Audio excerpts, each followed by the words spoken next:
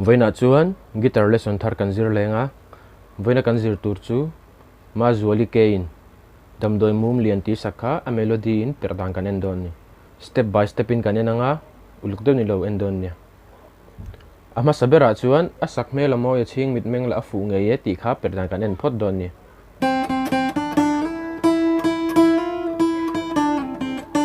ti khana kal don ni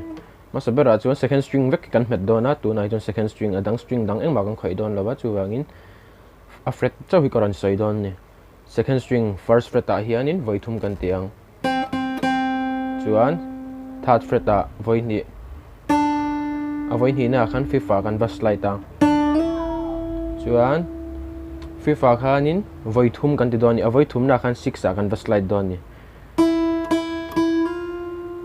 chuan fifth a broken dead lenga fifth a khan voini kan ti leng chuan third fret atang hian first fret a kan va slide thlanga chuanin first fret kha voi khat kan met lenga tiang kan tiang ti khan bujian perchinang o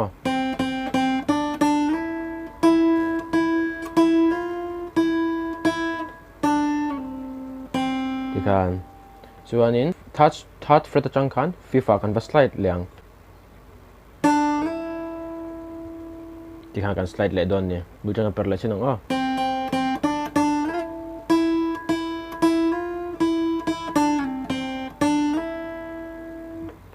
adota chuan ching zo tu renganom si lo ti kha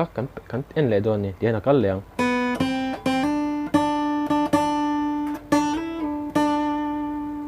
a second line po hi second string a vek kan ti le dona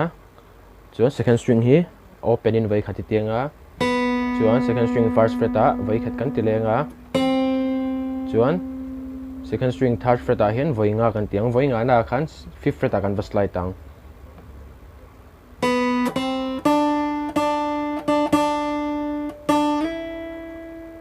chuan fifth fret a kan va slide khan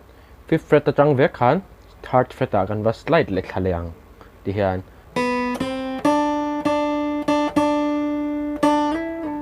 ti khan chuan third fret a voi khat kan met leang ti khan abul chang kan play le chinang o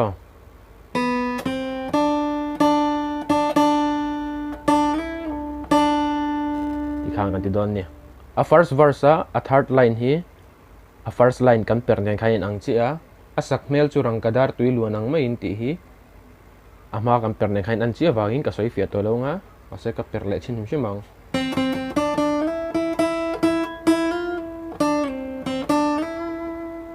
ti khana kal do ni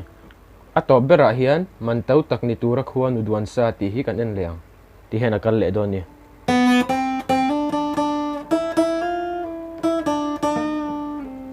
second string a vek hian kan ti le vek dona hei po hi second string kha open in vai khat kan peranga chuan second string first fret a khan vai khat kan met lenga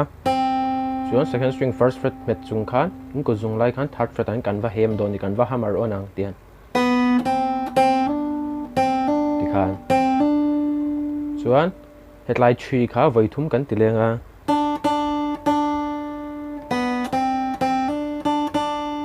ti khan chuan fifth fret a kan ti lenga fifth fret a khan voini kan tinga a voini na khan sixth fret a khan kan slide don ni kan slide phei nu a khan kan let leang fifth fret a bok khan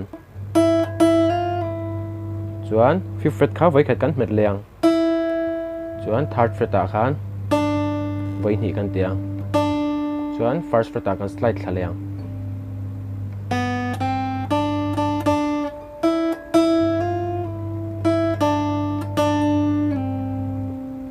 abul changin mong chang kan perle china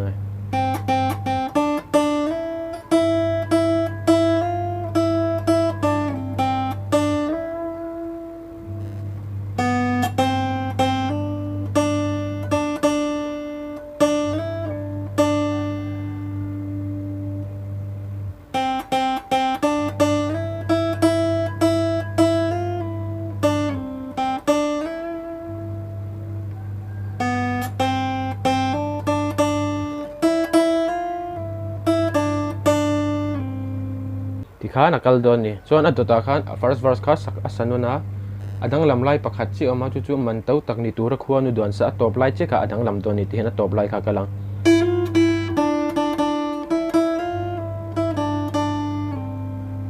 ashwite ber first string hi kan hamarang first freta tikhan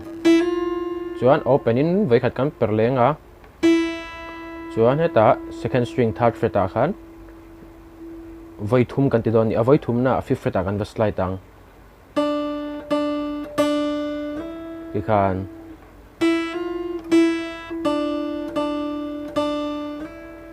chuan fifth freta hianin voi ni kan tiang avoi ni na khan sixth freta hian aliat zong le a phei zong in kan slide don ni chu ti han voi khat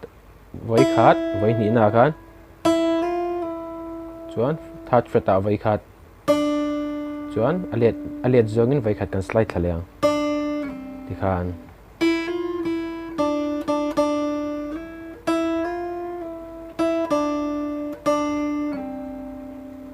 adang lam na la initiate theinan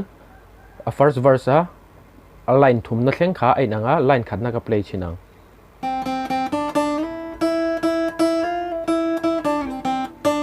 kha line khat na nia line ni na chuan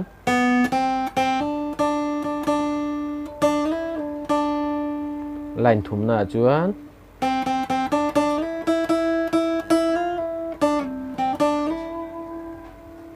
ama sa kha chuan ti kan per top ta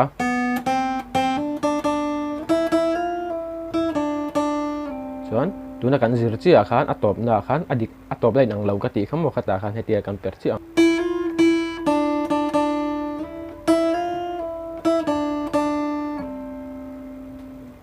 chuan ti khan thunu na lu tanga adot le a chuan chan lo tur di ma ni la ti kha kan en leang ti na kalang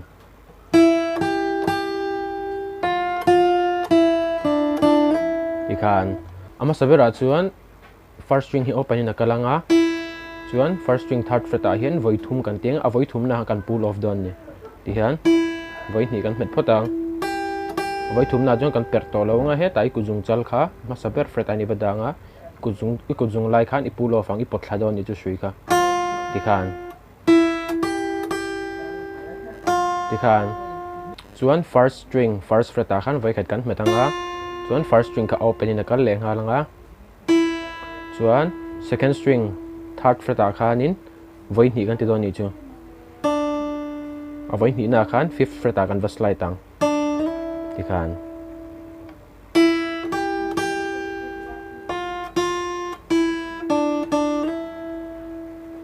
a chorus line ni na chuan tin a kal leng aruk te in ka vei chei phal sham la ti kha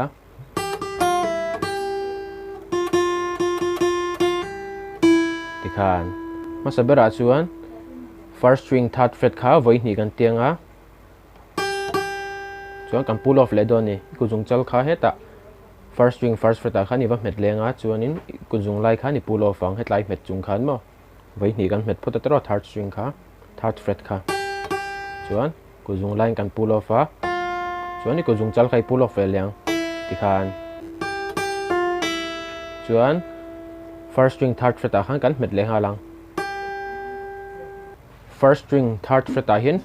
voiruk kan ti don ani voiruk a voiruk na khanin ku jung lai hian first string third fret a han kan va hamar leng tian kan va hem le don ni chu ti hena kal don ni ka vei che hi phal sham ti khan chuanin khami ti zuwa khanin a first string hi open in ti topang mulchang ti le chinang o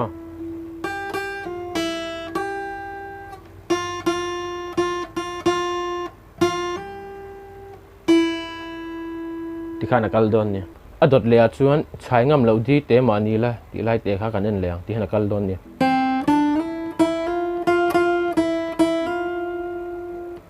masabera chuan hei hi second string ave kan ti le dona masabera chuan second string first fret a khan voi khat kan tiang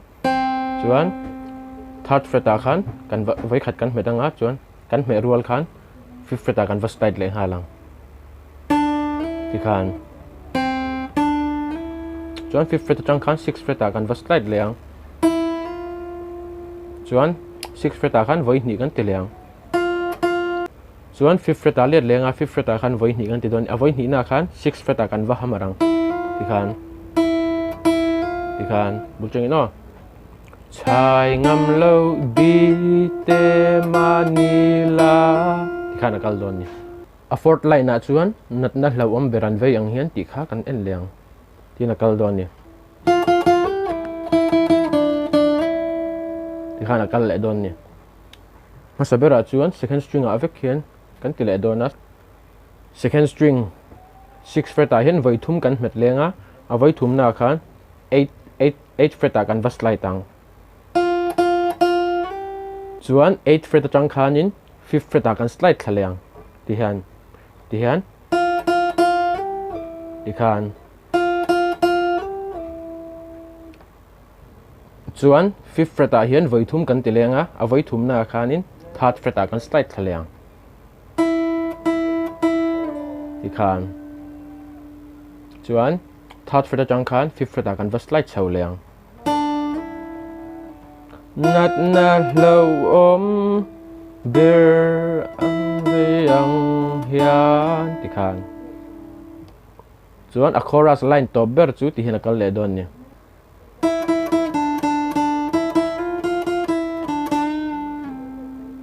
ti khan akal le don ni masabera chuan second string 5th fret a khan voi thum kan tianga chuan second string 3rd fret a khan voi thum kan ti leang chuan second string 5th fret a khan voi hni kan ti leang voi hni na khanin 6th fret a khan kan va slide leang chuan 6th fret a khan voi hni kan ti leang chuan second string 5th fret a khan voi khat kan tianga chung kan slide thla ha lang heta hian second string 3rd fret a khan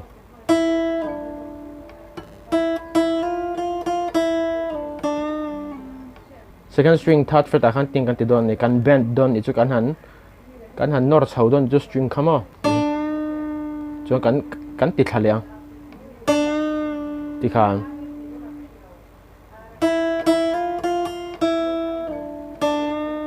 chuan MIZO a khanin ti kan slide thaleang 1st fret a khan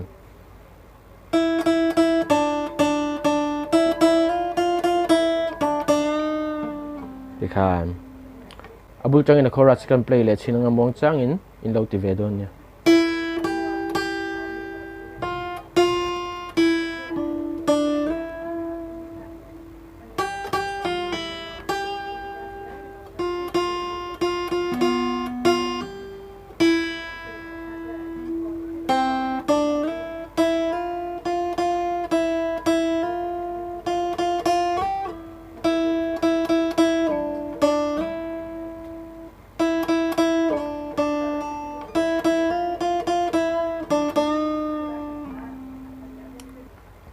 ole khati song kha tun chuma guitar lesson kan zir thei chi ni sela